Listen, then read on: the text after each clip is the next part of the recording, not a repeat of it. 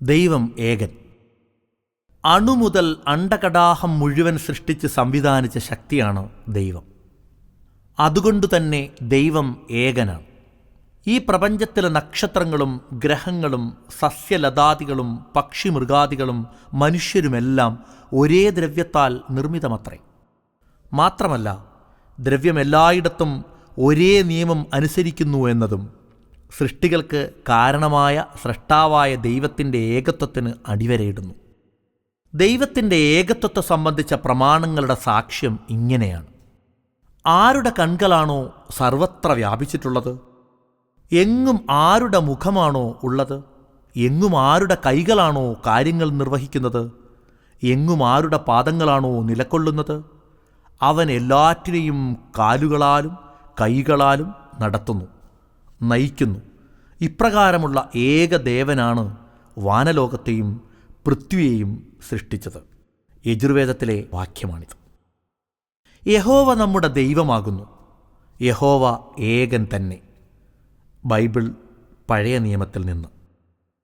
പ്രവാചകരെ, താങ്കൾ അവരോട് പറയുക, അവനാണ് അല്ലാഹു, അവൻ ഏകനാണ്.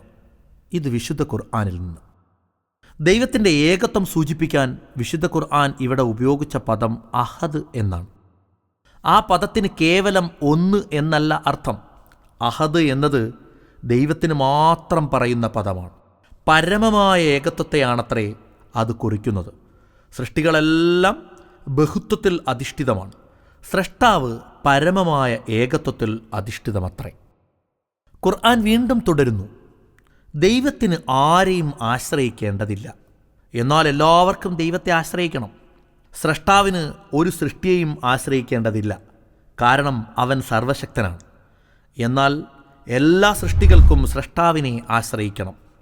അതിനർത്ഥം അവൻ എല്ലാത്തിൻ്റെയും പരമാധികാരിയാണ്. ദൈവം സർവശക്തനും പരമാധികാരിയും ആണ് എന്നു പറഞ്ഞാൽ അതിനർത്ഥം അവൻ ഏകനാണെന്ന് കൂടിയാണ്. കാരണം സർവശക്തനും പരമാധികാരിക്കും തുല്യനായി മറ്റൊരു ശക്തി ഉണ്ടാവുകയില്ല. സർവശക്തനും പരമാധികാരിയുമല്ലാത്ത ഒന്ന് ദൈവവും ആവുകയില്ല. ഖുർആൻ തുടർന്നു പറയുന്നു, ദൈവം ആരുടെയും പിതാവല്ല, ദൈവത്തിന് പുത്രനുമില്ല. കാരണം പിതാവാകുക എന്നതും പുത്രനാവുക എന്നതും സൃഷ്ടികൾക്ക് ബാധകമാകുന്ന കാര്യങ്ങളാണ്.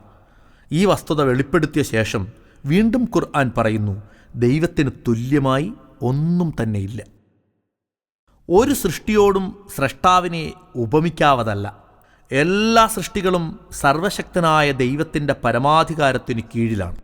ഏകനായ ഒരു ദൈവത്തിൻ്റെ നിയന്ത്രണത്തിലല്ലായിരുന്നു ഈ പ്രപഞ്ചമെങ്കിൽ ഖുർആൻ പറയുന്നു, ആകാശലോകത്തും ഭൂമിയിലും അള്ളാഹുവിനെ കൂടാതെ വേറെ ദൈവങ്ങളുണ്ടായിരുന്നെങ്കിൽ രണ്ടിൻ്റെയും സംവിധാനം താറുമാറാകുമായിരുന്നു. ഏതൊരു സംവിധാനവും വ്യവസ്ഥാപിതമായി നീങ്ങണമെങ്കിൽ ഒരു ഏക നേതൃത്വം അനിവാര്യമാണ്. അതിലാണ് ഒരു വിദ്യാലയത്തിന് ഒരേ അധികാരം ഉള്ള 2 ഹെഡ് മാസ്റ്റർമാർ ഇല്ലാത്തതും ഒരു വാഹനത്തിന് ഒരേ സമയം 2 ഡ്രൈവർമാർ ഇല്ലാത്തതും. ഈ പ്രകൃതിയിൽ ഒരു ചെടി പോലും വളരുന്നത് ഈ പ്രപഞ്ചത്തിൻ്റെ മുഴുവൻ സഹകരണത്തോടു കൂടിയാണ്.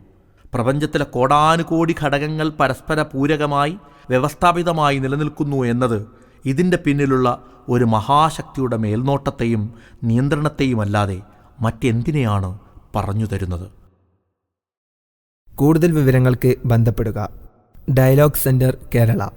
Toll free number 1800 200 0787. Website islammalayalam.net.